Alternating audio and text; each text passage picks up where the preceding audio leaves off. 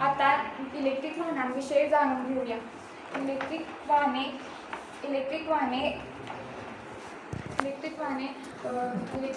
बॅटरीमध्ये साठवलेल्या विद्युत ऊर्जेवर चालतात आणि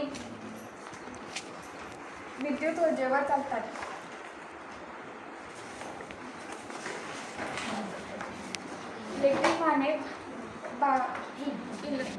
बॅटरीमध्ये साठवलेल्या विद्युत ऊर्जेवर चालतात आणि यामुळे वायू प्रदूषण, हरित प्रदूषण आणि पर्यावरणाचे प्रदूषण होत नाही. भारतात आता इलेक्ट्रिक वाहनांचा वापर अधिक प्रमाणात होत आहे आणि ही स्वच्छ ऊर्जेकडे जाणारी महत्त्वाची पायरी आहे. शेवटी विकसित भारत 2047 या विषयावरती बोलूया. विकसित भारत 2047ला भारत स्वतंत्र होऊन 100 वर्ष पूर्ण होतील. तोपर्यंत भारत गुणवत्तापूर्ण, प्रगत, स्वच्छ, हरित ऊर्जा आणि सशक्त अर्थव्यवस्था असलेला बनला पाहिजे. आज मी या सादरीकरणातून भारतीय ऊर्जा स्रोत, नवीकरणीय भारत, हरित हायड्रोजन, इलेक्ट्रिक वाहने आणि विकसित भारत 2047 या विषयावर सादरीकरण मांडले आहे. आतापासून आपण सर्वजणांनी ऊर्जा बचत केली पाहिजे आणि स्वच्छ ऊर्जेचा वापर केला पाहिजे आणि विकसित भारत 2047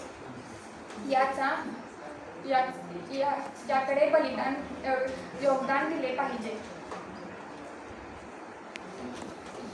सर्वांनी माझे सादरीकरण शांतपूर्वक ऐकल्याबद्दल सर्वांचे मनपूर्वक धन्यवाद.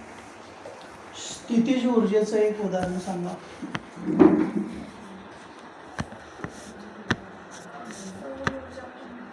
स्थितीज ऊर्जेचं एक उदाहरण सांगा.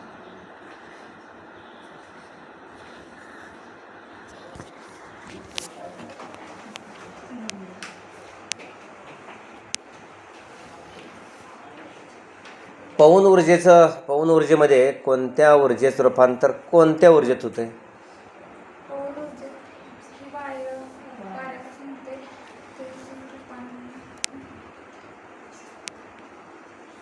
पवन ऊर्जेमध्ये कोणत्या ऊर्जेचं रूपांतर कोणत्या ऊर्जेमध्ये होतं?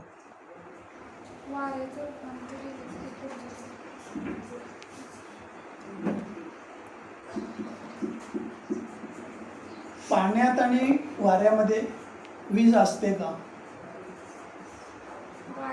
वीज नसते. मग त्यांच्यापासून कशी वीज निर्मिती होते? त्यांच्या सहाय्याने त्या वस्तू